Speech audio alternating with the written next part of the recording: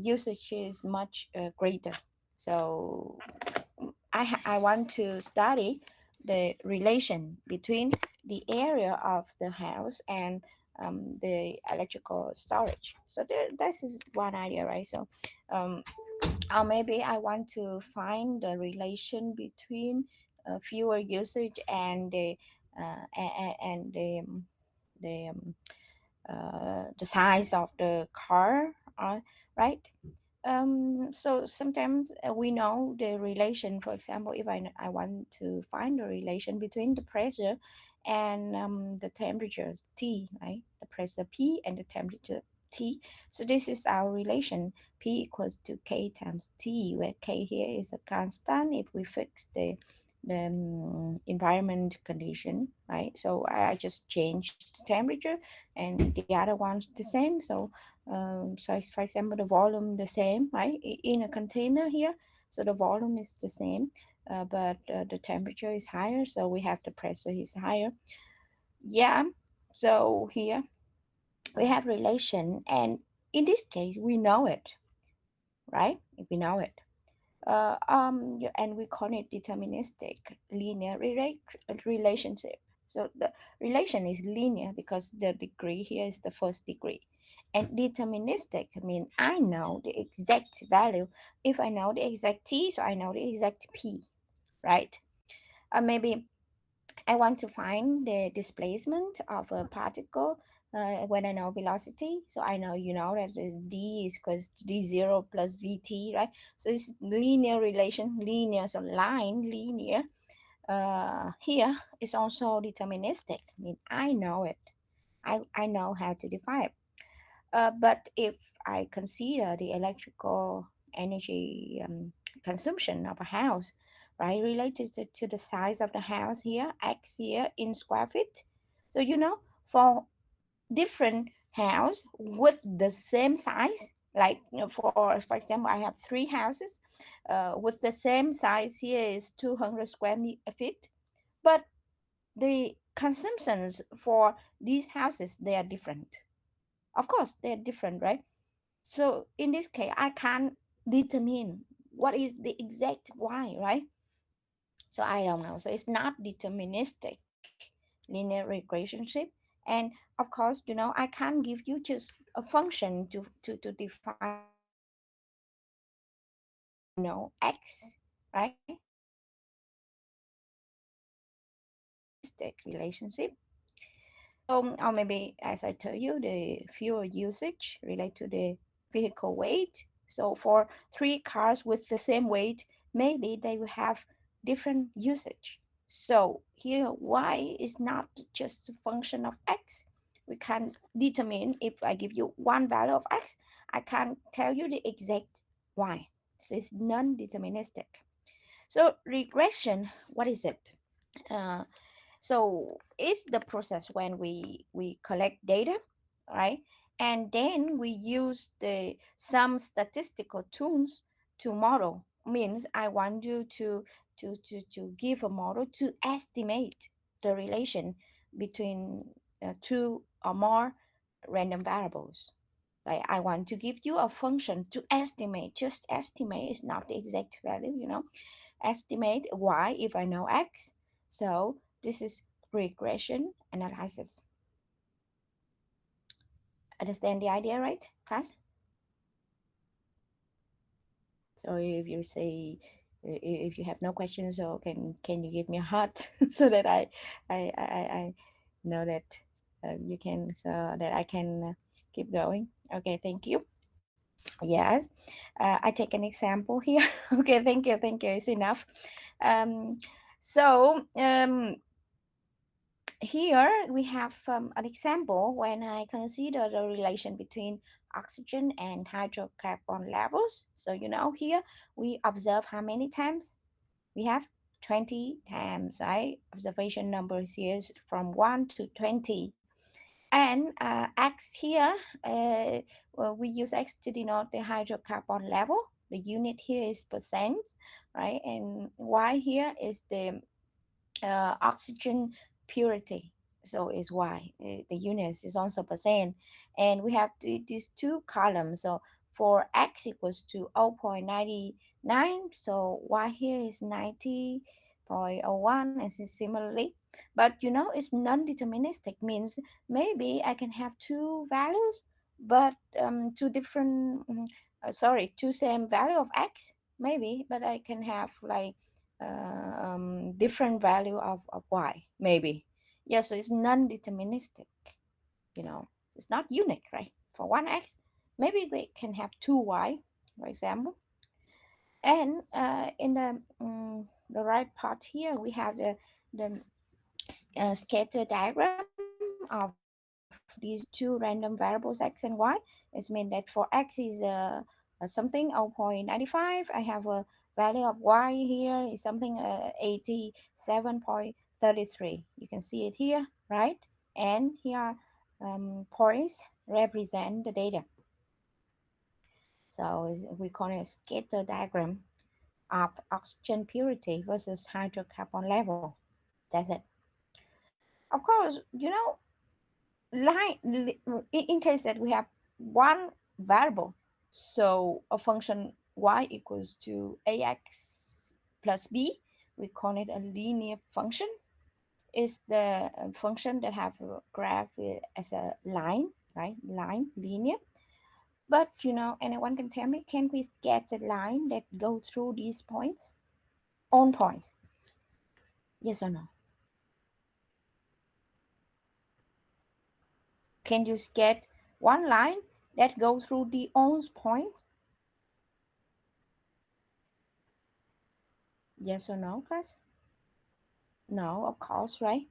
No, these points, don't belong to one line, right? Yeah, but if you look at the figure here, so it's approximate the line, you see. And the line here, is it increasing or decreasing? Increasing or decreasing? I said it's approximate the line.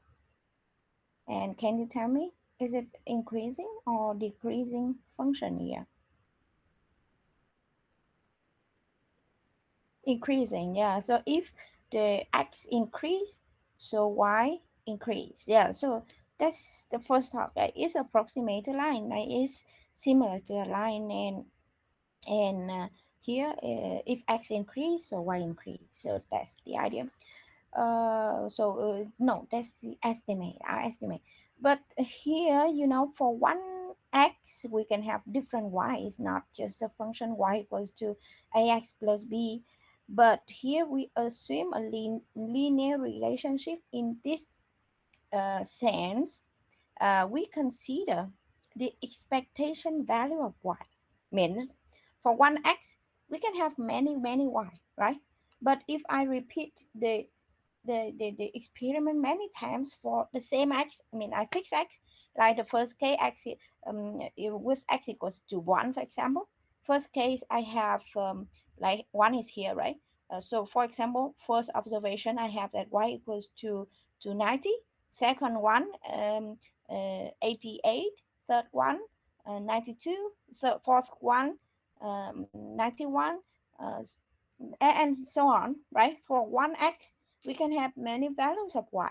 And if I find the average value of y, mean the expectation of y, so we assume a linear relationship for the expectation, like just the expected value, the value that we expect to be. It's not the exact value. Understand?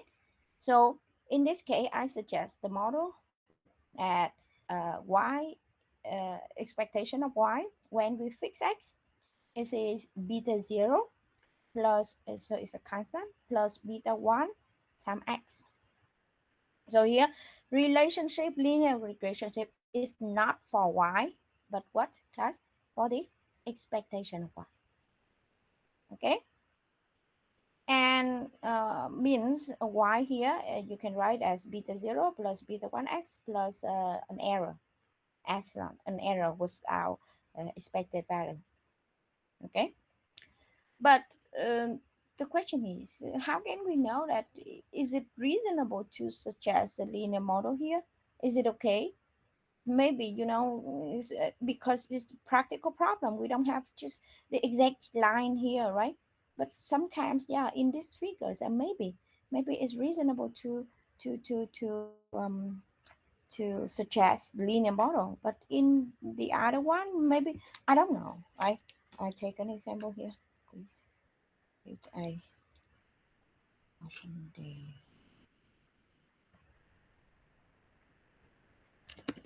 um, or not. It's gonna get it.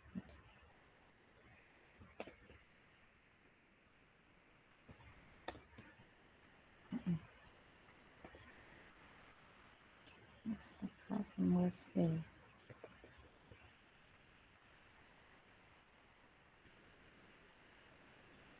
no, because I sing again. Slowly, because I haven't used this for a long time, so that's why it has. Now I can open a new page.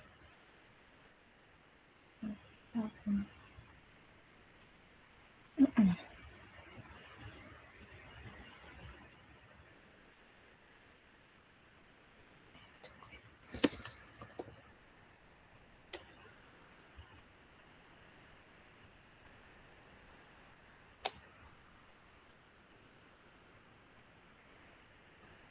Maybe it's the battery.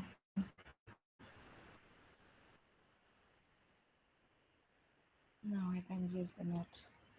Sorry, class. I have problem with the program, and even my Wacom is out of battery. I have to grab it from here. Okay. Okay, so maybe for example, if I have a point like this and another one in this points here, maybe it's spread out, right? So I don't know if it's reasonable to suggest a model, a linear model for the data or not. Okay, it's practical problem. Maybe it's correct, maybe it's wrong. Maybe we don't say correct or wrong, but we say, is it reasonable? Okay, is it acceptable here? So in that case, we have to compute something to define, is it reasonable to suggest a linear model here. So I talk about the covariance and correlation. First one, the covariance between the random variable x and y, and where we denote by covariance of x and y, or maybe I use sigma xy. It will be defined in this case. It will be expectation of x, our random variable, minus the expectation of x is mu x, times y minus mu y, and then I find the expectation of the product. And we did do a little math here to prove that the this formula you can represent it in this way: the expectation of xy minus expectation of x times expectation of y. So we call it covariance. You can understand it like this parameter is measured in how the data are correlated to each other. It means that if I change x, so y here, how it's changed. Maybe it's increased, maybe it decreased, maybe it has no relation. Means a x and y, they are independent, for example. So if x and y are independent, can you tell me e of x y and e of x times e of y, how are they? Anyone know? I say it again. If x and y, they are two independent random variables. So what happened? Who remember? If x and y are independent,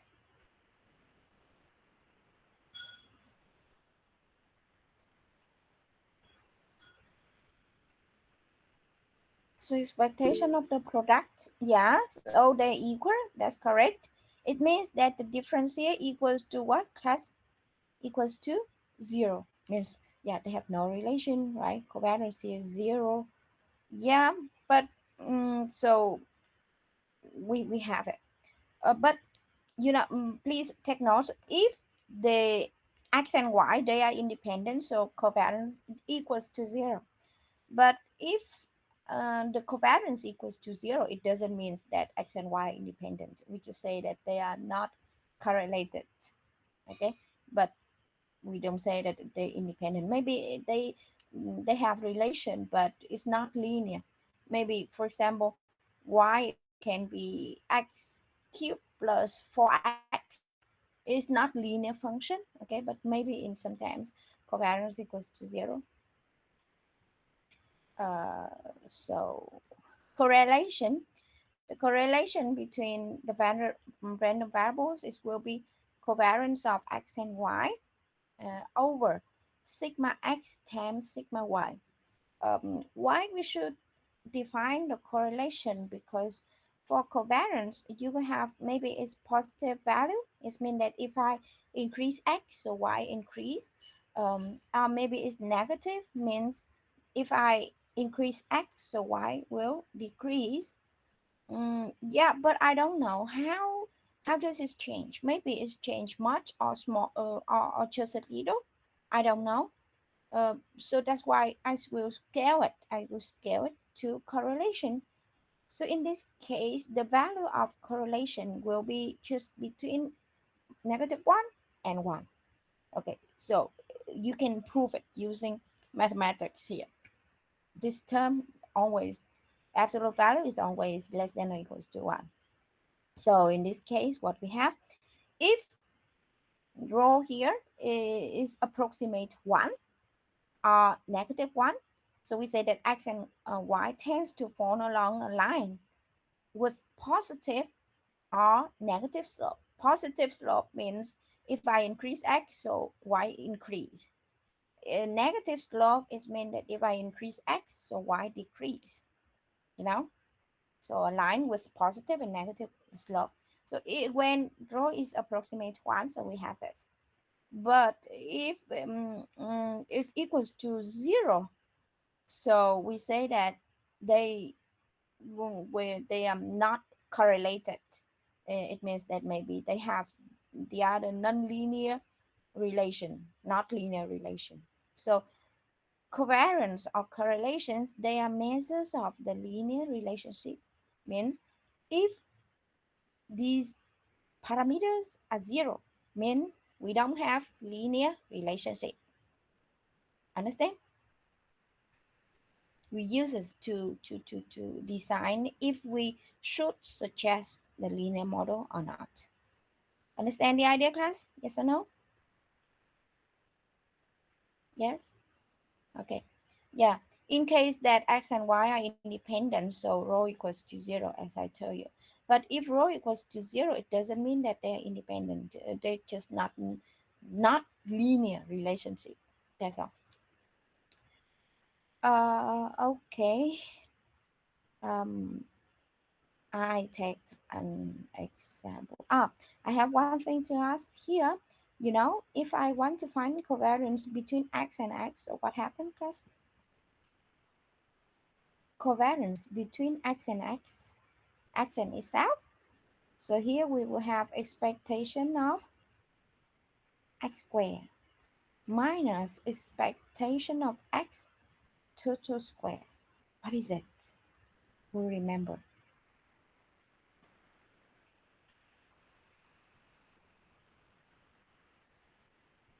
E of x squared minus e of x total square. What is it? Yes, it's variance of x, right? So in case that I consider covariance of x and x, is mean that it's always non-negative, right? Because x increase or x increase, right? If x increase, right? And of course, it's linear, right? If y equals to x, so y equals to x is a line, right? If I consider x and x, so y equals to x, y equals to x, so of course it's a line. Rho in this case, of course, is equals to what class? It equals to variance of x, right? Over sigma of x squared. So of course is equals to 1, right? Here, of course, we have a line, right? Yeah. So, and of course is non-negative. So covariance of x and what is it? Is variance of x. Yeah, I take an example class. I have a joint probability mass function x and y here. I have list out possible values of x and y in two columns and the corresponding probabilities. Is a random vector that we study in chapter 1.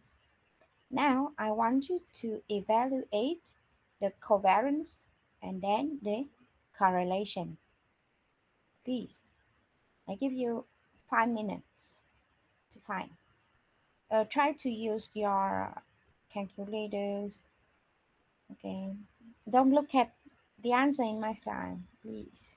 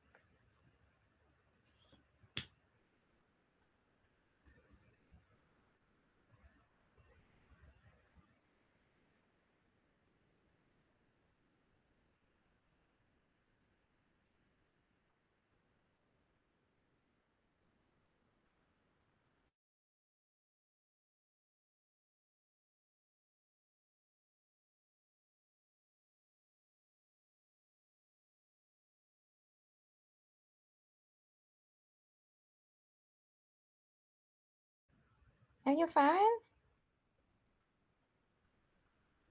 Press. Here we want to find the covariance, so it will be expectation of xy minus expectation of x times expectation of y. So what we do, I want to find the expectation of xy. What I do here, I take x is 1 times y here is 1 times the corresponding probability plus 1.5 times 2 times 1 half, sorry, 1 eighth, and similarly. So it's also what we have for e of xy class. Please tell me a value. Please. What is e of xy? It will be sum of what? Xi times xj times the fxy.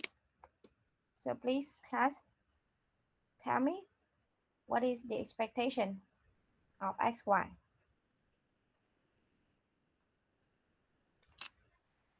Please.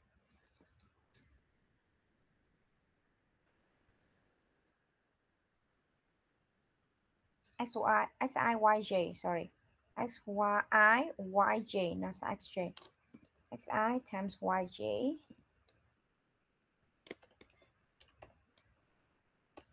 Oh, I have a problem with it. Time f. Please.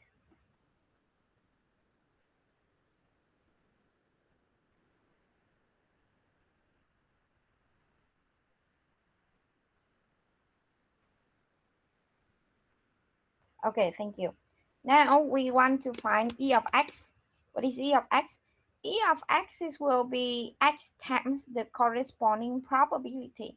Right, you can see that here I have x equals to 1. The corresponding probability is 1.1 right? X equals to 1.5. We have 1 8 and 1 4. So I just take sum of them. Okay. So e of x will be xi times the corresponding f, and we find the sum. Please tell me what is xi times f, sum of it. Okay, so I take 1 times f plus 1.5 times f, 1.5 times f, 2.5 times f, and 3 times f. Add all of them. So I have e of x. Please tell me what is the value.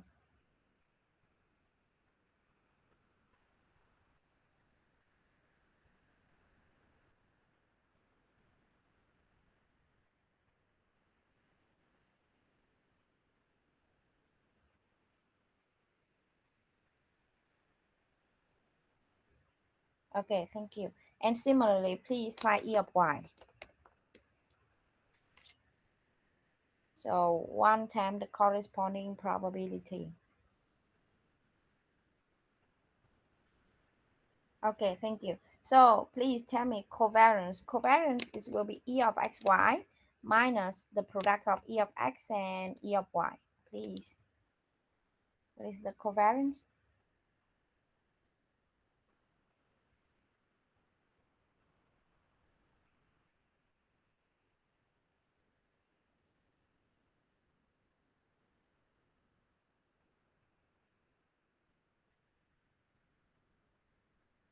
Okay, thank you, covariance. So we have it.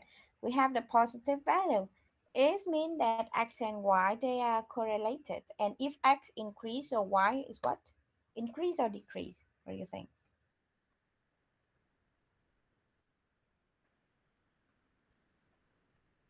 Huh? If x increase, so here covariance is positive, mean yeah, it's increased. Yeah. Now we have to find the correlation to. Okay, similarly, I can find sigma x, right? You know, sigma x will be e of x square minus e of x total square, and we find square root. E of x, we have it. And for e of x square, what we do, I take 1 square times f, 1.5 square times f, 1.5 square times f, 2.5 square times f, and similarly. So you have sigma x. Please tell me what is sigma x.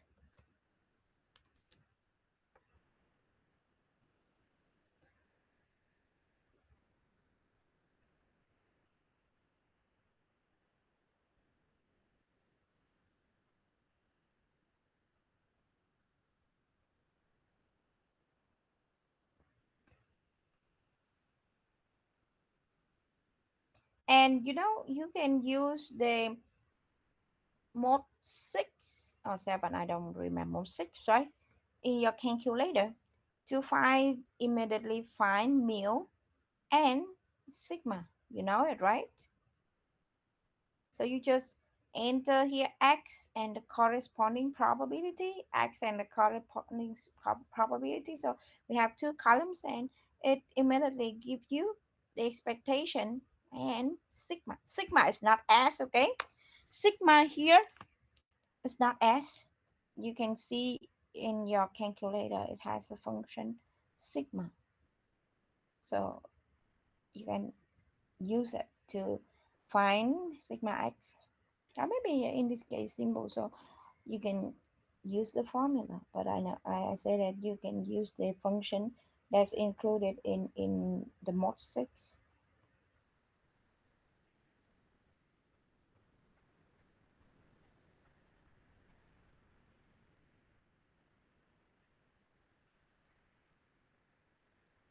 Class, please tell me what is sigma x. Thank you. So I check it. Yeah, so please use long format, okay? Because in my slide I just use the short one. And okay, E of y is 2.875, and similarly we can find what sigma x. So I know E of x y is yes, is correct. So sigma, it will be E of x y minus this product, okay? And to find the correlation I just divide by sigma xy by sigma x times sigma y, and this is my answer. So as you see, it's approximate what? Approximate 1. So I say that x and y is tends to have, it had high probability that we have linear relationship here, and the slope is positive, means if x increase, so y increase. Okay. So here's the process that we do in the practical problem. So if I want to study the relation between x and y, what I do, I will do the experiment many times. And in this case, what is the total number of observation? This is n. Okay, so I do the experiments n times. And then I sketch a frequency table. So means in these n times, we have n11 times that the value here is x1 and y1 similarly. So means at least our own possible value of x and all possible values of y in my experiment. And then I count the number, like I have 3 times that x equals to x1, y equals to y1. We have 5 times that x equals to x1, y equals to y2, and similarly. So the total number of observation is the sum of these all numbers, and this is n. N1 here is the sum of n11, n12, n1h, means the frequency when we have that x equals to x1. I don't care about y, right? I just counted the number of observation where x equals to x1. So the total number here is n1. And similarly with x2, xk, so nk here. And if I consider the total number of observation, then when y equals to y1, so I find the sum of the first column, and I have m1, similarly m2, mh, and the total number here is n. Understand it, right? And then I will find the expectation of y when I fix x to be x1. Okay, so what I do, I will, when x equals to x1 or x2 or x k, for example x1 here, I have that when x equals to x1, the total number observation is n1, right? In which n11 times that y equals to y1. So the probability here is will be n11 over what? N1. And similarly, for y equals to y2, it will be n12 over n1. And I will find the expectation by what? Y1 times the probability, means y1 times n11 over n1 plus y2 times n12 over n2. Class understand?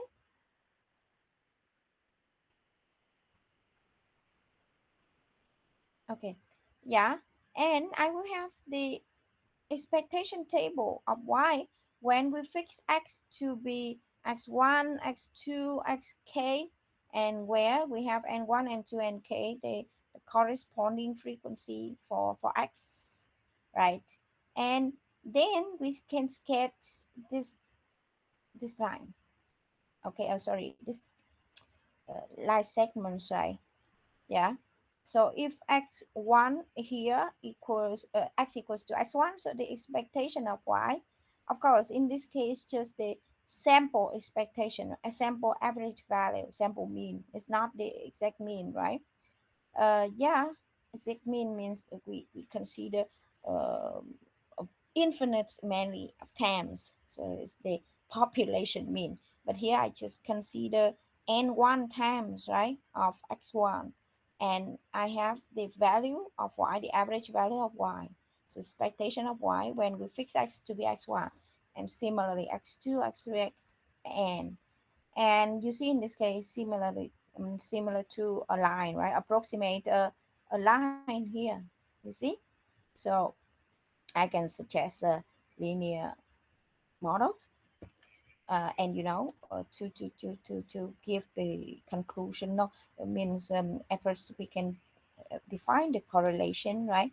So to design in like, is it okay to suggest or not? If it's close to one, so yeah, so we can suggest a linear model here.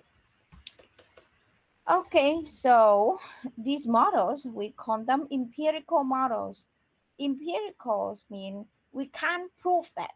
I can't prove that the relation between the electrical energy uses here is a linear model. No, I can't prove that. I don't have any theory to prove that. I just use the experiments to suggest a model, so that's why we call it empirical model. So we just use the experiment to to to um, to create the model. Okay. And in our course, we just consider the simplest case, the simple linear regression model, where um, we have two random variables only, y and x, and we want to represent y as a linear function of x plus an error epsilon. Is a random error term. And in this case, we just have one variable x and one target variable y. X here we call it independent variable, and y we call it target variable. And it's simple because we just have one variable here. In fact, in reality, we have many variables, like x1, x2, x3, x4, and the model, it can be beta 0 plus beta 1 x1 plus beta 2 x2, beta 3 x3, and so on. So it's not it's linear model also, but it's not simple. Simple means we just have one variable here. And the slope here, slope beta 1 and beta 0, we call it intercept of the line. They are called regression coefficients. And the model is simple because we have only one independent variable and one dependent variable, dependent or target variable y. So if our actual model is linear, so in this case, the expectation of x of y when we fix x will be this form, means the expectation of epsilon it equals to 0. Got it? And suppose that the mean of epsilon is 0 and it has variance at sigma square. So expectation of y when we fix x will be expectation of this one. And when we fix x, so this one is just a constant. So it equals to a constant plus expectation here. And it equals to this one because expectation of the error is 0. And when we find a variance, So variance of the constant is will be sorry, variance of the constant here is equals to zero, right? When we fix x, so beta zero plus beta one x is constant, so variance is zero. So it will be equals to variance of epsilon, and variance of epsilon is will be sigma squared. It's clear, right? Yes. And the true regression model here is a line of mean values. Mean we just construct the line for the expectation of y. It's not the line for y. It's not the line for just one times that we do the experiment, right? But many, and we find the expectation. So we suggest the model here is for the model of mean values, the expectation values. And um, this model is empirical. I just based on experience here. Um, and the question is, how can we define the regression coefficients beta 0 and beta 1? We can just get a one line that go through our own points, right? So for example, this for this data, I can get a line that go through on points. So which line is the line that we should suggest? Maybe if I connect 2 points, so I can have many line, right? No, I can't use this way. So I want to find the best line. So best here, how can we define which one is the best? So we use a method that is called least square method. Okay. So for example, here I have this data, so I suggest a line, right? In this case, maybe I suggest exponential function, or maybe power function also. This case, maybe I suggest so maybe it's a hyperbola, right? So maybe I suggest a function like a equals a over x. Maybe in this case, which function should I suggest, class? Which one? Which one? What do you think? Which one? What is it? Which kind of function here? Yeah, sine or cosine. That's correct. So here, and we want to define a coefficient. So we use the method that is called least square method. What is it? Look at this picture. Here are the data, right? And suppose that I suggest a line for the linear model, and the point that on the line, it will be the point out the expected value of y when we fix x. For example, if x equals to 1 here, so the expected value maybe is 3. But the value that we observe, of course, is not the value on the line, right? We have an error. So you see, we find the distance between the observed value and the expected value. Now, observed value is here, you see, and the estimate value is on the line. So we find the error, and we use a function that is called cost function. Cost function, I will find what? I find the error at each point, square, and I find the sum of error. You can understand it's like it measures how the line fits our model. If the sum is big, it means that the error in estimation is big. Right? It's not good. Understand? So I will find the coefficient beta 0 and beta 1 such that the cost function here is the minimum. Got it? So that's why we call this method least minimum square. So here I take square of error. So least square method.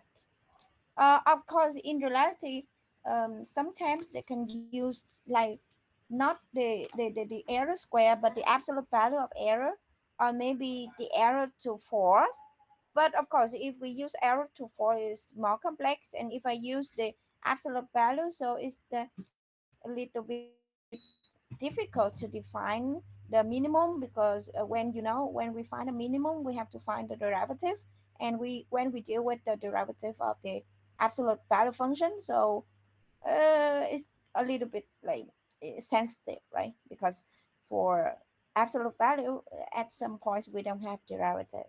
That's why we choose square of error, not the fourth, means epsilon to power of 4. No, we don't choose it. We don't choose absolute value.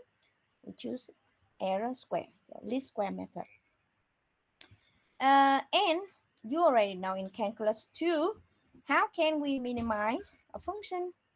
So, here I have the observation x1, y1, x2, y2, xn, yn. We have n observation, and we use these n observation to define beta 0 and beta 1, such that our loss cost function, cost function, cost here, if the cost is big, it means that we shouldn't use it, right? So I want to have the minimum cost, so it's just like the name cost function. It will be sum of yi is the observed value minus the expected value, okay, square. So this is the error square. We find the sum and we minimize it. So I say it again. Here, x star I, we know it. It's the data that we have. Yi, we know it. And what we have to find? Beta 0 and beta 1. It means that this is a function of how many variables, class? How many variables here?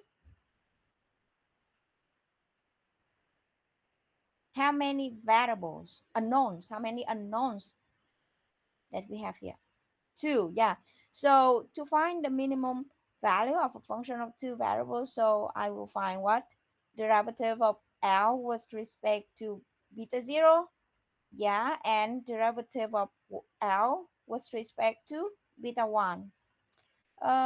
If you look at this function, so the graph here is will be paraboloid, right? It always have minimum value, and that's why we just have if I find the critical points, so the solution of the two derivatives, so I can find the minimum, because it's paraboloid when the minimum here is the bottom here. That's why I find derivative, and it's easy to define the derivative here. It will be 2 times of the sum of what? Of this number, and when we find derivative with respect to beta 0, so we will have what? Minus. That's why here we have minus 2 times the sum, and similarly, we find the derivative with respect to beta 1, so we will have what? We will have beta 1 here, beta 1 here. So we have 2 times this sum, the sum of this term times derivative of this term with respect to beta 1 is minus xi. Class is clear, right? Uh, right? Yes. We just find derivative of this function with respect to two variables. And then when I represent it, I say sum of xi, sum of yi is here. I move it to the right hand side, right? Sum of beta 0, so it's mean that beta 0 plus beta 0 plus beta 0, so we will have n beta 0. And here sum of beta 1 times xi, so beta 1 is a constant with respect to the sum, so we move it out of the sum and sum of xi here.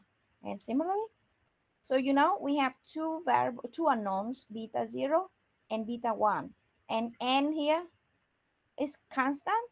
This sum is constant, this one is constant, this one constant. So we have a system, a linear system of two unknowns. So it's very easy to show it. It's like ax plus by equals to c. cx plus dy equals to f, we show a system of two unknowns. Class, is it clear here? If yes, so please give me a heart. Yeah, okay, thank you. So that's it. So we show this linear system, and this is our solution of the least square estimate.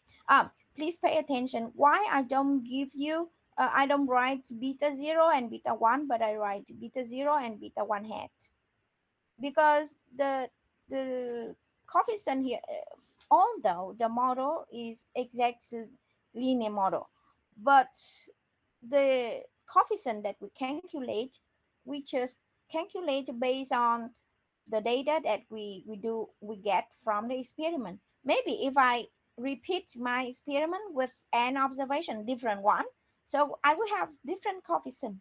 So beta 0 and beta 1, they're not the exact coefficient, which is the coefficient that we estimate, right, from the data. That's why I use beta 0 hat and beta 1 hat instead of beta 0 and beta 1. Like I based on the data that we got, and we find beta 0 and beta 1. Okay, if I have different n observation, so I will have different beta 0 and different beta 1. That's why we use beta 0 hat and beta 1 hat. You see? Okay, so here are the formula. If you already have the formula, so it's very like simple to calculate all data we have here. You just use your calculator to evaluate. So it's your task already, right? It's not my task. Y bar is mean that it's the sample mean for y. X bar is the sample mean for x. SXY, SXY is will be sum of xi minus x bar, yi minus y bar, but we rarely use this formula because each time we have to subtract by the sample mean is complex. That's why we use the second formula here, sum of xi yi, here sum of xi, sum of yi. Okay, beta. So here's the step for the data that you got. First step, you find x bar. Second step, you find what? Y bar, SXY, SXX. And then you take SXY over SXX is the slope of our model. And then we take Y bar minus the slope times X bar. So we have intercept beta 0.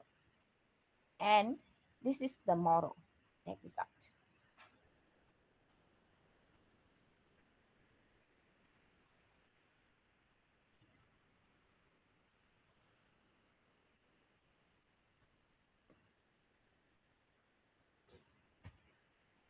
Okay, here are some special symbols that we use.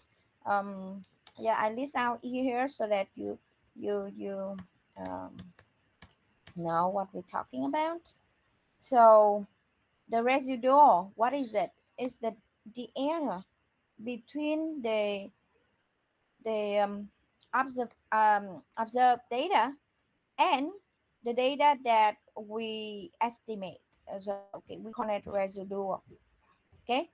SXX, SXY, as I told you, is the sum of xi minus x bar, yi minus y bar here. And SXX mean here we replace y by x. So, we have xi minus x bar total square. And similarly here, if I write SYY, SYY here is the total sum of square. It will be the sum of yi minus y bar total square is similar. Okay, and we denote by SSE is the sum of yi minus the estimate value square. We call it sum of square of residual.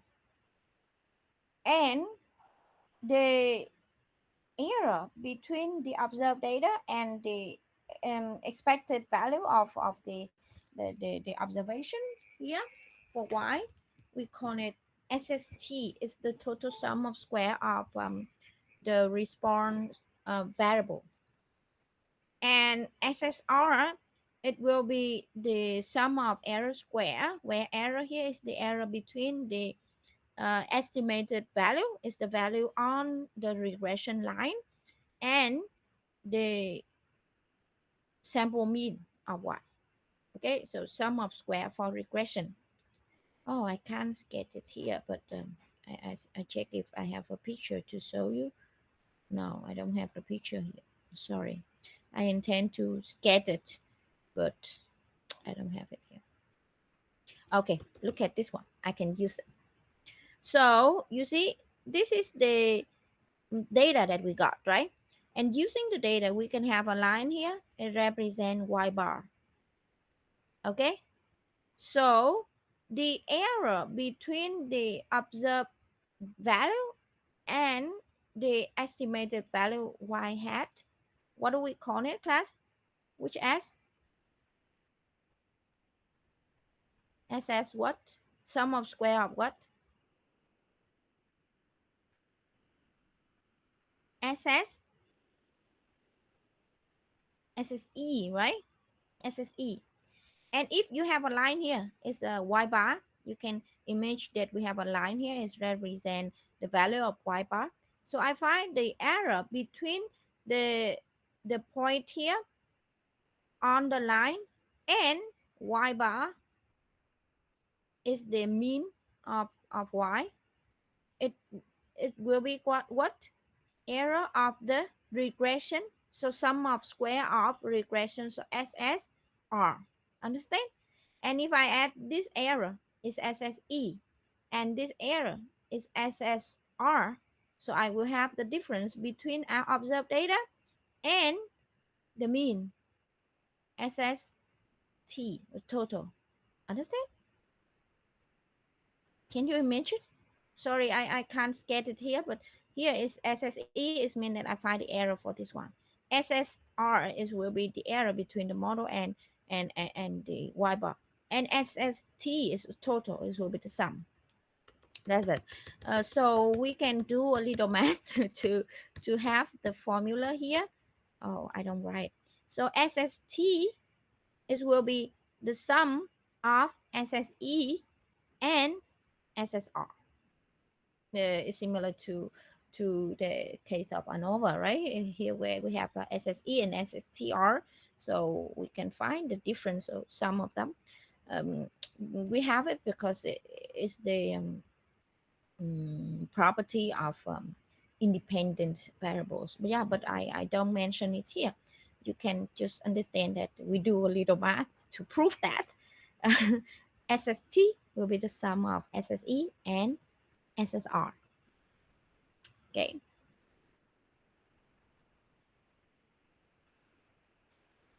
And after and class, we want what to be minimum.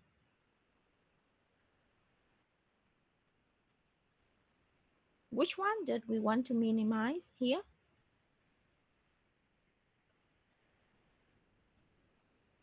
SSR, is it?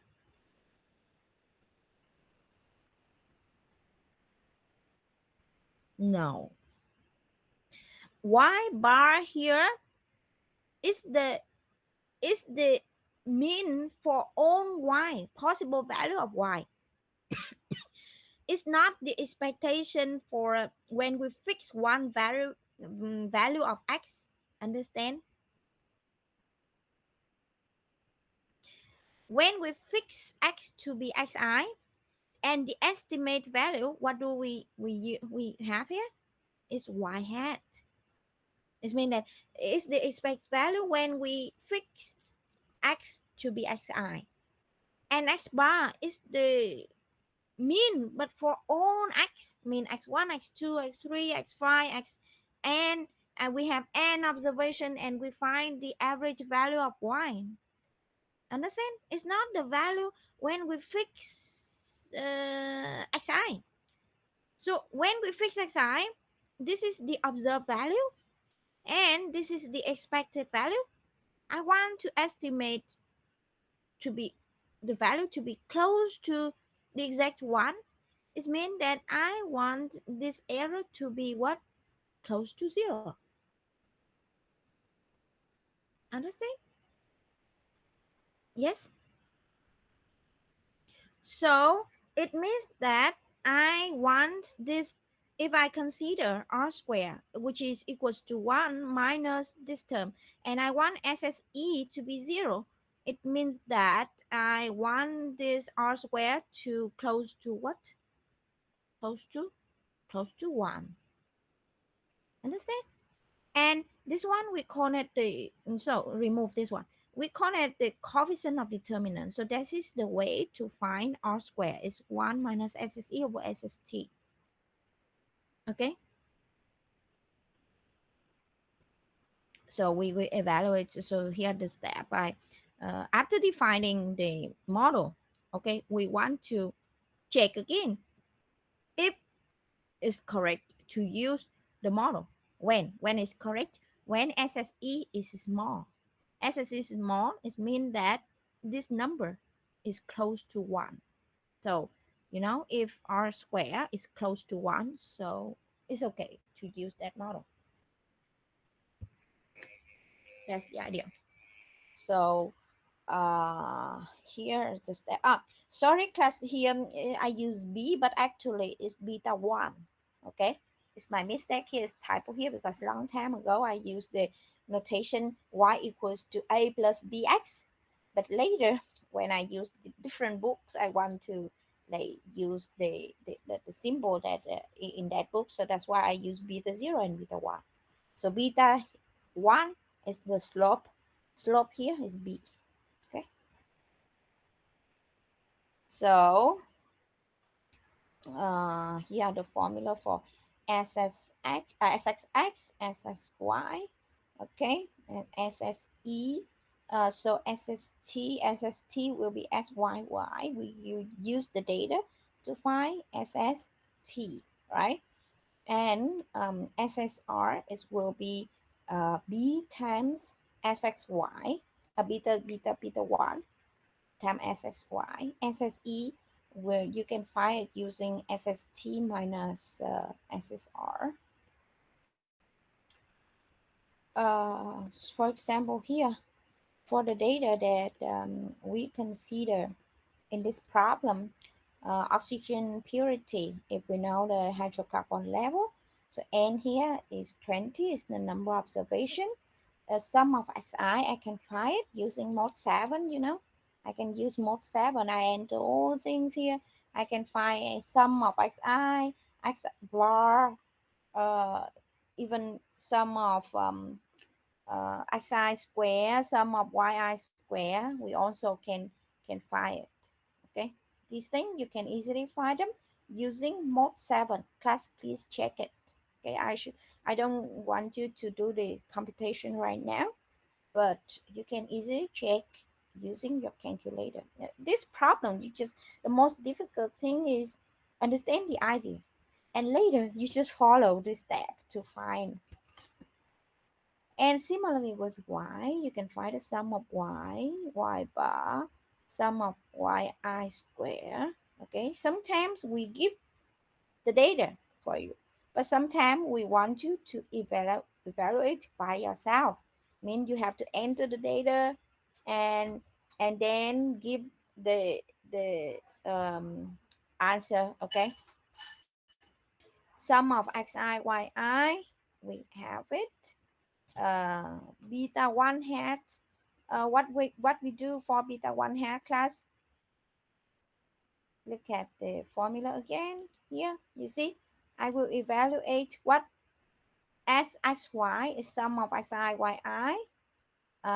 minus 1 over n, sum of xi, sum of yi. Next, I find SXX, sum of xi square, we know it from mode 7, minus 1 over n, sum of x to square. This number we also know it. So we can find beta 1 hat by dividing them, right? And then we can find beta 0 hat. That's it. You understand the process, right? Class, yes or no? I skip the computation here. You have to practice later by yourself because I have online class. So, and for example, if I give you a value of x here is 1.5%, right? I want you to estimate the value of y. So what do? We just what?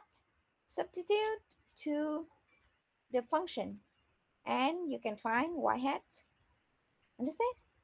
And we have the answer. One thing here that we have to consider is the estimator of variance. Estimator of variance, what is that? We give an unbiased estimator for sigma square. Uh, SSE, you know, SSE is sum of square of error, right?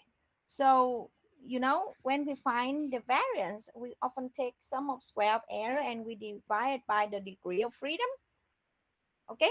But if we have one variable, so the degree of freedom is what? N minus 1, right? But here we have two variables. It means like we have two relations with n unknowns. So the degree of freedom here is n minus 2. So that's why when we estimate the variance, I take SSE over n minus 2. And SSE is will be what? SST minus SSR. SSR is defined by what? Beta 1 hat times SXY. Beta 1 has we can find from the formula what? SXY over SXX, as I told you before, right? And over n minus 2.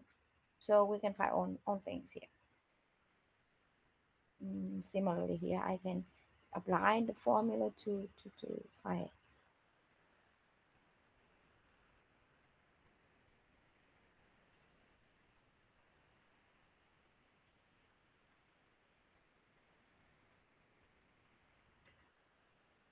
Class, got it?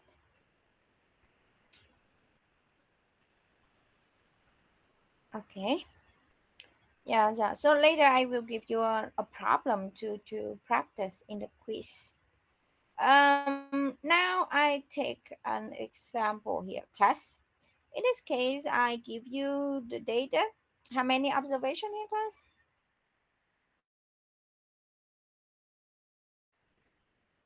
How many observations that we have here? 11. Yeah, n is 11.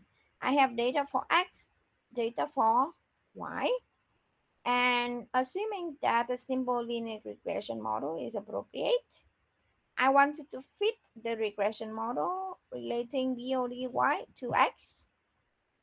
Means I wanted to find what? Beta 0 hat, beta 1 hat, and sigma square.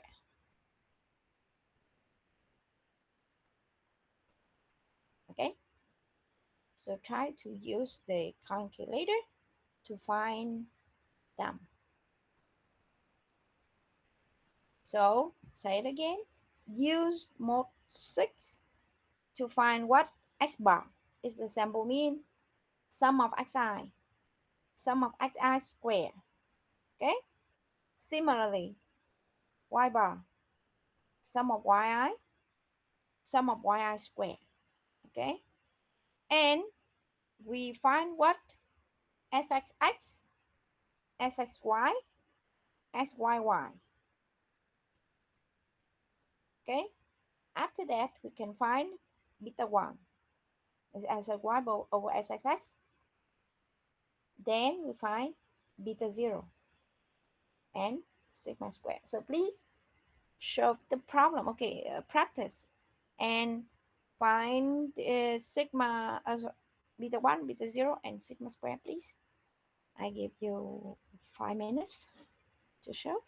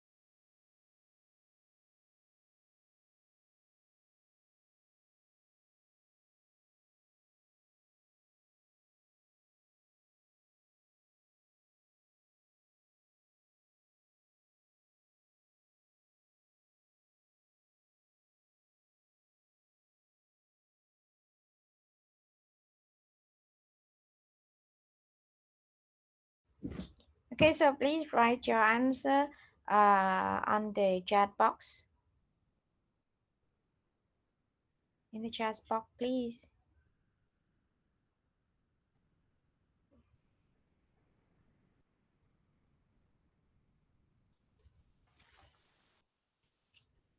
So first, n is 11, right? You have to write what is x bar, x sum of xi square, um, sum of xi and sum of xi square, right?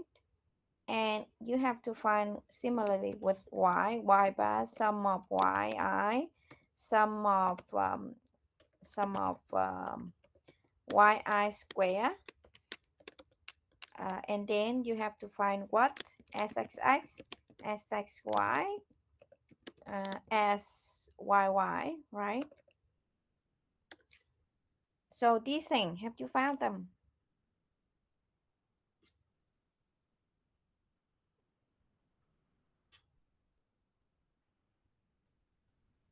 Yes or no?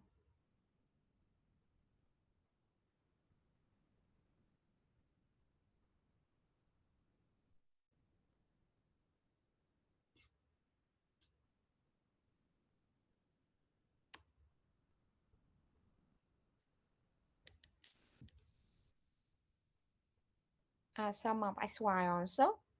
You know, in mode 7, sorry, mode 6, you can enter a table where we have xi, yi, and the frequency here is 1 because, you know, we just have, we have a mode for two variables, not just one separately, you know, where we have xi, yi, and it gives you all information immediately for x bar sum of xi, sum of xi square, y bar sum of y, sum of y I square, sum of xi yi, all things at once. Have you found this? If any one of you know that function, so please um, give the instruction here for your friends, please. Mode 7 and then mode 6 and then what? Class, anyone know?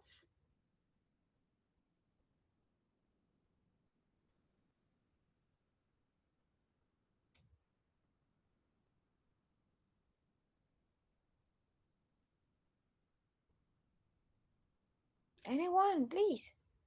Anyone know how to enter two variables immediately? So tell your friends.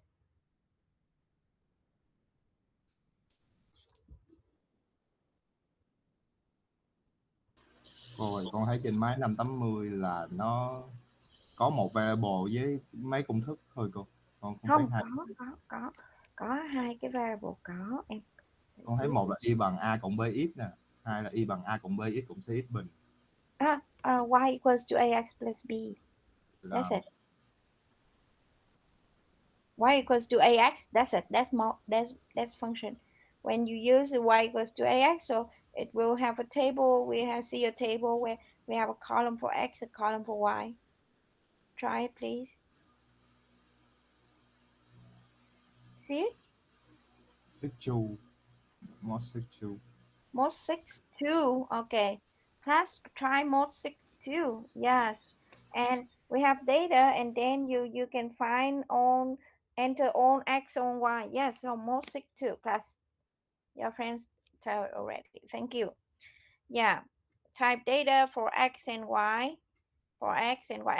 Maybe we give you in the exam, maybe we give you this information for sum of xi, sum of yi. Yeah, but maybe if I require you, so you have to know how to find them. Okay, so most 6 2 class, and you will have these information x sum of xi, sum of yi, sum of xi square, sum of yi square, sum of xi yi. So we must know these informations.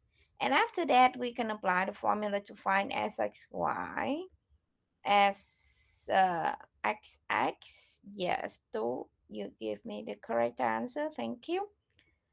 And we have beta 1x, sorry, beta 1 hat, it will be SXY over SXX. Okay. And then we find beta 0 using what? Y bar is maybe it gives you, or maybe if doesn't give you, so you can take this sum and divide by n minus beta 1 hat, so the number that you've just found, time x bar. But please, in the exam, don't round between steps. Means you have to use the long format here. Okay, in my slide, I round the answer, but please don't round the answer between step. Okay, use the long format here to find beta 1 and beta 0. Okay, and similarly, the estimator for sigma square, what we use SSE. SSE will be SST minus beta 1 half time SY, right? And you found it. Just applying the formula. But I just mentioned that your calculator can find these all things at once when you use mod 6. Yes. And second question, what is the estimate of expected BOD level when the time is 15 days? What it means, class? It means that I give you what?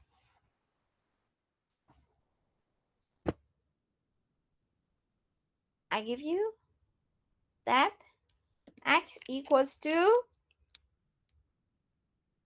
15. And I want you to use x to estimate expected value of y. Means I will use the model that just found, substitute the value x equals to 15, and we will find y hat. Got it? Tell me the answer, please. Here I already give you beta 0 and beta 1 hat. So can you tell me what if we have x equals to 15? What is y hat?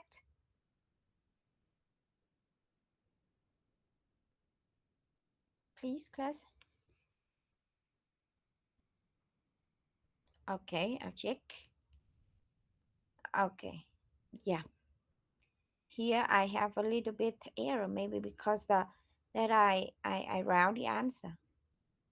You see, I round beta 0 and beta 1. That's why I have a different value with two. A little bit different. Yes. And in the question C, what we have that the change in mean BOD is expected when the time changed by 3 days. Means if delta X equals to 3, so we have to find delta Y hat, of course. Okay, and suppose that the time used is 6 days. So, we have a value for x here, 6, when x equals to 6. So our observed data is 1.9. But if I use the model, when we substitute x to be 6, so we will have y hat, right? Y hat. So is the fitted value of y. We call it y hat, right? We use the data. And the corresponding residuals mean that the difference between the expected value that we fit and the value that we have in the table. Understand? Is the error in estimate here. Residual.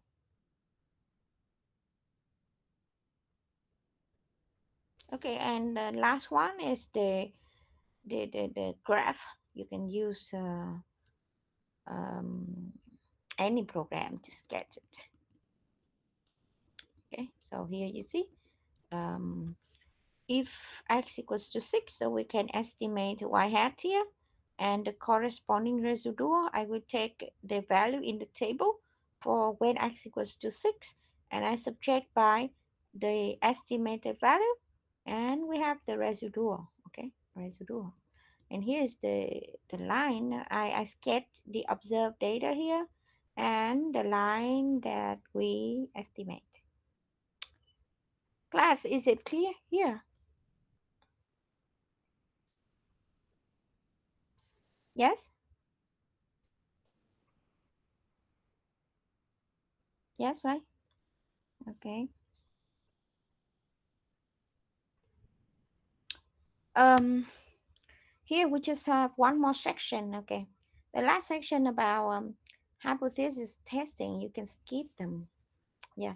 I just want to consider one more section.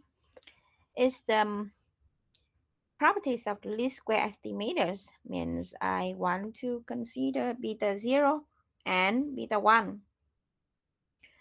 So for beta 0 is intercept, beta 0 intercept coefficient, right?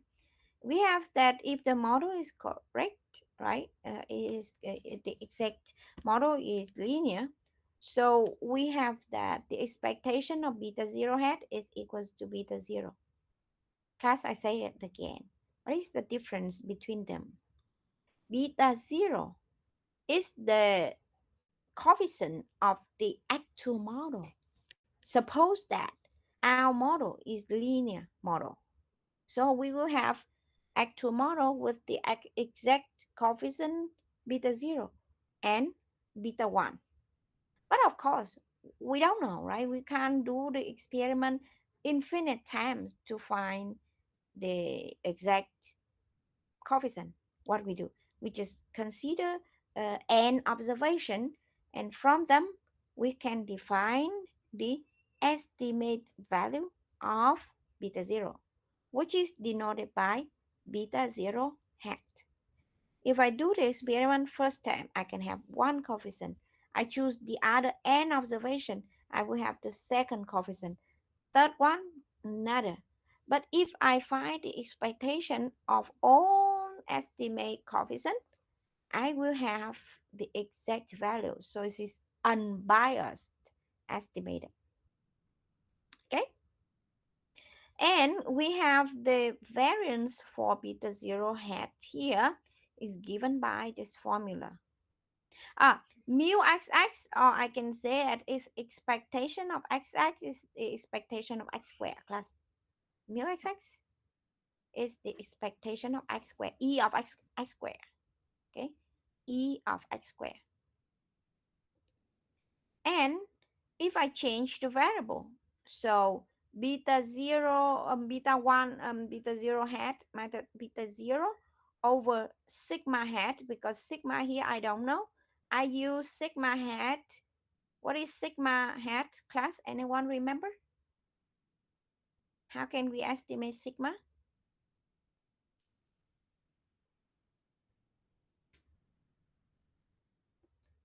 Sigma hat here, I estimate using this one.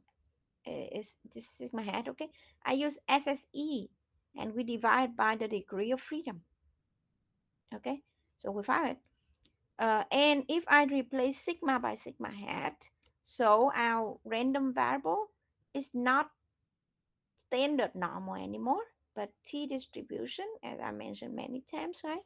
Where here we change the variable beta 0 hat minus beta 0 over the standard error. Standard error is will be square root of the variance. Okay, and in this case follow t distribution. The degree of freedom is n minus 2, and after that I can construct 100 times 1 minus alpha percent confidence interval for the intercept beta 0. So this is beta 0 hat minus uh, t alpha over 2. The degree of freedom is n minus 2. SE here, standard error here, is this one. Okay, this lower bound and this is upper bound. And here is two-sided. If for one-sided is similar to the confidence interval we consider in chapter 4, except that t alpha over 2 will replace by what? T alpha. Okay, for the upper bound and lower bound similarly. And for slope coefficient, beta 1, we also have that The estimate here is unbiased. It means that the expectation of beta 1 hat is beta 1. Variance is will be sigma hat over sxx, but of course in reality we don't have sigma s sigma square, but we just use what sigma hat square is sse over n minus 2. Okay, and similarly with beta 1 and beta 0, so it's also follow t distribution, and we can construct the confidence interval for the intercepts. That's all. The last one, the last section, here I give you one more example. You can read it by yourself. Here I give you a table. I I want you to give a 96% confidence interval for beta 0 and beta 1. So at first you define alpha and t. The degree of freedom here is what? N minus 2. So 11. So it's 9. The degree of freedom is 9 here. Sigma hat you can estimate sxx, e of x square here. This is beta 1 hat, beta 0 hat. You can find uh, the the the error means error is the error in estimator for beta 0 is the length of it's the half length of the interval. Okay, and then we construct the 96% confidence interval. I take what? Beta 0 hat minus e. E is this error, okay? Uh, Beta 0 hat plus e, okay? And for beta 1, I take what? Beta 1 hat here, beta 1 hat minus e of beta 1 here, the error here. This will be t alpha over 2. Oh, sorry, here I write v, but it's wrong. It's alpha, okay? Why I write v, sorry, it's my mistake typo I have here. It's alpha over 2. It's 0.04, so we divide by 2, so it's 0.02, and the degree of freedom is 9. Here is not this number, and I multiply by sigma hat over square root, and we have the result. That's all, class. For hypothesis testing, you can read them, but yeah, but we don't ask for them.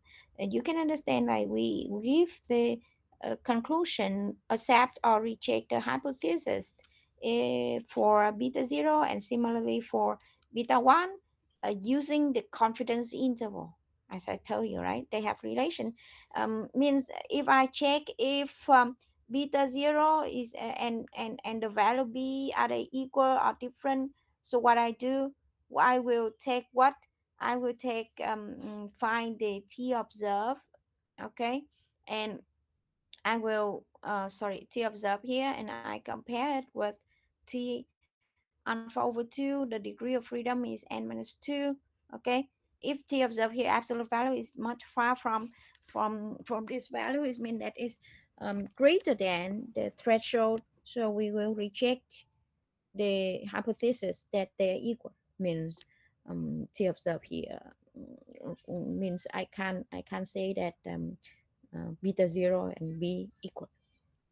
It's similar, but I just tell you that yeah, you understand the idea, right? But we don't ask for this part. I just give you the problem. I show you the problem of hypothesis testing. That's all. So class, is it clear for this chap? Yes or no?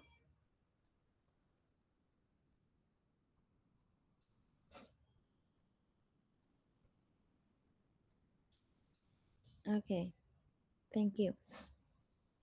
Okay, because I already finished the lesson, so I will speak a little bit by Vietnamese in Vietnamese. It's okay. Bây giờ ha, cái này coi như là cô kết thúc rồi, nên là cái luật của mình là cô không được dạy bằng tiếng Việt. Bây giờ cái này cứ này phần cô dặn dò mấy đứa thôi. Cô summarize lại. Thì cái phần chương 8 này thực ra nó rất là dễ, nó chỉ cái idea của nó chỉ là mình suggest một cái linear model, thì mình phải check thêm thử là nó có hợp lý hay không. Thì cái bước đầu tiên mình check là em có thể sử dụng gì? covariance và correlation. Thì nếu mà cái giá trị mà correlation hoặc là covariance nó khác không á, thì coi như ok, khác không nó đủ lớn á, thì coi như là mình sẽ có thể suggest cái linear model ha. Đối với correlation thì nếu như nó tiến gần đến hai cái biên là cộng trừ một thì ok, nó hợp lý. Thông thường trong thực tế thì 0,8 người ta vẫn ok, người ta vẫn thấy rằng là ok, có thể accept được cái model là ok ở đây ha. Nếu mà nó dương thì nó sẽ là cái đường thẳng mà nó tăng, cái slope của nó là dương. Còn nếu mà cái correlation mà nó âm á, thì có nghĩa là cái hệ số góc của nó âm, thì tức là x tăng mà y giảm. Còn hệ số dương tức là gì? X tăng y tăng. Đó là mình dùng cái đầu tiên để mình xác định là như vậy. Rồi còn cái việc mà mình xây dựng cái model thì dựa trên cái phương pháp là least square method, tức là mình sẽ minimize cái thằng mà bình phương của cái sai số, thì là tức là cực tiểu hóa cái tổng bình phương này ha. Thì cái bài toán này đưa về cái bài toán giải tích thì bạn cũng biết rồi, tức là tìm cái critical points. Rồi xong bạn sẽ có công thức, thì sau đó trở đi thì mình chỉ cần follow cái step thôi, tức là tức là mình có hết cái này, xong bắt đầu ngồi tính hết beta 0 beta 1 gì đó SXY SYY rồi. Sau đó là mình có cái đường thẳng mà mình dùng để estimate. Nhớ lưu ý là cái estimate này là estimate cho cái thằng mean, chứ không phải là cho một cái giá trị nha. Estimate cho cái thằng trung bình, có nghĩa là cùng một giá trị x mình có thể có nhiều giá trị y, thì mình đang ước lượng cái thằng trung bình của thằng y khi mà với cái giá trị x đó. Còn trong thực tế thì rõ ràng có thể bạn làm lần thứ nhất là x bằng 1, y bằng 5, lần thứ hai x bằng 1, y bằng 4, lần thứ ba x bằng 1, y bằng 6. Nó không có phải là một cái fixed number, giống như cùng một cái ngôi nhà, cùng một diện tích, nhưng mà cái lượng mà điện nó sử dụng cho các ngôi nhà khác nhau thì nó sẽ khác nhau. Mình chỉ đang estimate cái trung bình thôi. Ví dụ là tôi ước lượng là với cái ngôi nhà mà diện tích là 200 mét vuông thì cái lượng điện trung bình mà mình sử dụng là bao nhiêu, chứ tôi không nói là nó cứ 200 mét vuông thì cái nhà đó nhất định phải xài bấy nhiêu đó cái điện. Không có, làm gì có cái nhà nào mà nhất định là phải xài bấy nhiêu cái điện, mà mình chỉ đang estimate là ở với cái diện tích nhà như vậy thì cái lượng điện trung bình mà mình sử dụng là bao nhiêu. Nhớ lưu ý các cái model ở đây đều là dành cho cái thằng gì? Mean, cái thằng trung bình rồi ha, cái thằng expected value. Rồi thì còn cái việc mà tính toán thì cô nghĩ là mấy bạn master rồi tính còn tốt hơn cô nữa. Nhưng mà cô không biết xài máy máy tính đâu, cô chỉ xài chương trình trong máy thôi, chứ còn máy tính cô không biết xài luôn, nên mấy bạn tự học hỏi cái phần đó nha, học hỏi các bạn khác á. Tức là bấm mốt nào, mốt xích, rồi sau đó bấm cái gì, cô biết là nó có nhưng cô không biết xài đâu. Thì mình sẽ tính được các những cái thằng như là trung bình, rồi tổng bình phương, rồi tổng xy, là những cái này đều có thể tính ngay lập tức hết trong một cái lần nhập vô là nó ra hết các cái giá trị. Cũng có thể là trong bài thi thì thầy cô cho em luôn ha. Sau đó áp dụng công thức để tính các cái SSE này, SST này, SSR này.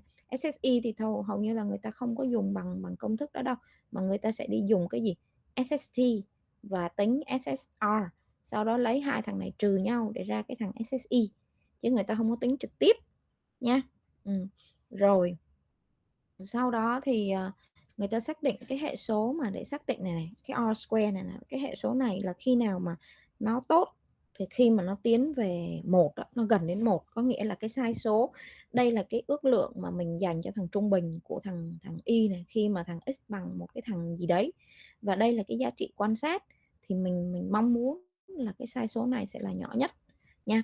Còn cái thằng y này là không phải là y trung bình cho từng giá trị x đâu, mà là y trung bình cho tất cả mọi cái giá trị trong cái observation của mình, từ 1 cho đến 20 giá trị thì x nó có thể khác nhau, và cái thằng y trung bình này là trung bình của tất cả của những cái thằng y mà mình quan sát. Thì thành ra là cái thằng này mình không thể nào mà minimize về không được, bởi vì ví dụ như x bằng 1 đó thì y bằng 2, x bằng 2 thì y bằng 5, x thì làm sao mà cái trung bình nó bằng mấy. Nếu mà nó bằng hết là coi như là nó sẽ là một cái hàm hằng rồi, đúng không, cho mọi y rồi. Rồi thì cái mong muốn của mình là cái giá trị này nè là nó sẽ tiến về là 1, thì có nghĩa là cái model của mình ok, lúc đó sai số của mình ok ha. Rồi thì cái này người ta gọi là hệ số xác định, coefficient of determination. Rồi cái nữa là cái phần này thì áp dụng thôi, không có gì cả, ráp công thức hết vô. Tức là khi mà cô cho một giá trị x thì em có thể ước lượng cái thằng trung bình của y rồi ha. Ngoài ra thì mình có cái ước lượng phương sai của cái sai số.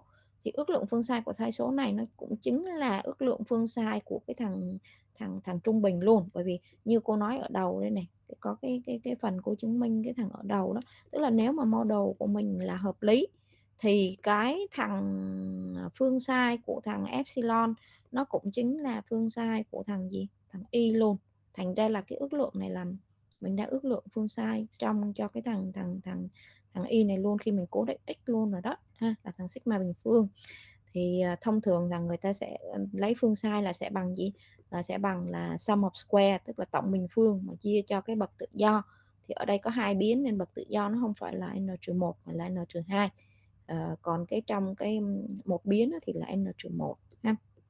Rồi thì cũng ráp công thức thôi chứ không có gì cả. Rồi cái cuối cùng mà cô set ở đây cho mấy bạn đó là cái confidence interval. Thì đây là đối với cái thằng beta không á, thì beta không mũ á, thì mình sẽ có được cái expected value này, có được cái variance này, và từ đó nếu mà em đổi biến số đó mà không có phải là sigma hết nha, mà là sigma đó, thì nó sẽ follow là cái gì, standard normal.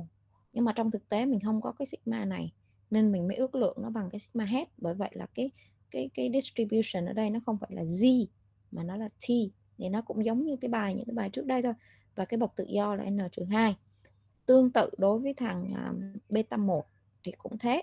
Và từ cái thằng này rồi, khi mà mình biết được cái distribution của nó thì mình có thể xây dựng được cái confidence interval trong trường hợp là two-sided, tức là hai hướng, hay là một chiều, một hướng hay hai hướng. Thì ví dụ như là cái lower bound hoặc là upper bound thì nó cũng tương tự thôi. Ví dụ upper bound thì nó sẽ là beta zero hat, nhưng mà cộng với gì, t alpha, rồi cái cục đằng sau giữ nguyên. Còn cái lower bound thì sẽ là gì, beta zero hat mà trừ cho t alpha gì gì đó, đó là một hướng ha. Cái ước lượng mà confidence interval mà một hướng. Còn cái slope thì cũng y chang như vậy luôn ha, cũng nó chỉ khác cái variance một chút xíu thôi. Rồi còn nữa thì cái phần từ cái bài toán mà confidence interval thì bạn biết rồi, mình có thể chuyển sang cái bài toán gì, hypothesis testing. Thì hypothesis testing thì nó dựa trên cái confidence interval, tức là giống như kiểu nếu mà nó là như vậy, tức là nếu mà cái thằng mà beta zero của em mà bằng một cái số gì đó cho trước, thì có nghĩa là lúc đó là cái thằng này nó sẽ tuân theo là gì, phân phối t. Thì lúc đó khi mà mình sketch ra một cái 95% confidence interval cho cái biến này, thì nó phải 95% là nó nằm trong một cái khoảng nào đấy, từ trừ t alpha chia 2 cho đến t alpha chia 2. Nhưng nếu mà em thay cái giá trị em quan trắc mà nó lại vượt quá cái khoảng đó, mình đã đưa ra một cái khoảng là 95% là nó phải nằm trong đó, mà bây giờ mình làm thực nghiệm nó lại ra ngoài khoảng, thì có nghĩa là cái giả định của mình nó không có đúng. Thì tất cả các cái bài toán mà hypothesis testing nó đều dựa trên cái gì hết, confidence interval hết. Tức là giống như kiểu mình có, nếu nó đúng thì nó tuân theo phân phối này, nếu nó tuân theo phân phối này thì 95% của nó là phải nằm trong một cái khoảng nào đấy. Mà nếu mình sai cái thực tế mà mình ra được giá trị nó nằm ngoài cái khoảng mà mình ước lượng, thì có nghĩa là cái giả sử của mình sai, giả định mình sai. Idea nó đều như vậy hết. Thành ra là cái này dùng t-test thì nó sẽ phân ra 3 trường hợp là cái nhỏ hơn, lớn hơn, cái khác y chang như những cái testing bình thường. Nhưng mà ở đây thì thầy cô chỉ nêu cái problem cho mấy đứa biết là mình có thể làm như vậy, chứ còn trong thi thì sẽ không hỏi phần này nhé, không hỏi phần hypothesis testing, mình chỉ dừng lại ở confidence interval thôi. Chứ còn thực ra idea thì nó cũng giống nhau, có thể sử dụng thằng này cho thằng kia, nhưng mà bỏ qua. Ok, mấy bạn có gì thắc mắc không? Nếu không có gì thắc mắc thì cô sẽ mở luôn cái test và mấy bạn có thể tự động làm out khỏi nhóm ha. Out khỏi, quên, không phải out khỏi link, tại vì cô sắp có một cái meeting cho một cái nhóm. Ok chưa, có bạn nào thắc mắc gì không? Đi thi thì vẫn sử dụng 5 tờ A4, cái gì đó, 5 tờ A4, y như nói chung là nó vẫn như những năm trước ha, không có gì khác cả. 22 câu, mỗi câu là 5 đáp án, sai một câu thì bị trừ 0,25 số điểm của câu đó.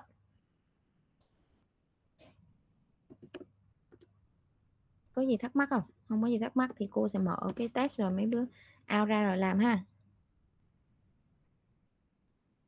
Rồi ok. Rồi cái test này là test cuối rồi đó. Test cuối rồi đó, tức là cô sẽ lấy điểm 10 bài test trong suốt cái quá trình của mình cho cái cột 10% ha. Hôm nay là cô mở đồng thời luôn. Thì tại vì hôm nay chủ nhật nên là cô sẽ mở đến 12 giờ đêm. Nên là thành ra bạn nào mà chưa làm được thì cứ xong mua làm thôi ha. Sau đó ý là chưa làm được bây giờ thì có thể để làm sau. Ok hết. Rồi vậy thôi mấy đứa out ra đi. Cô mở cái ấy nữa là xong rồi.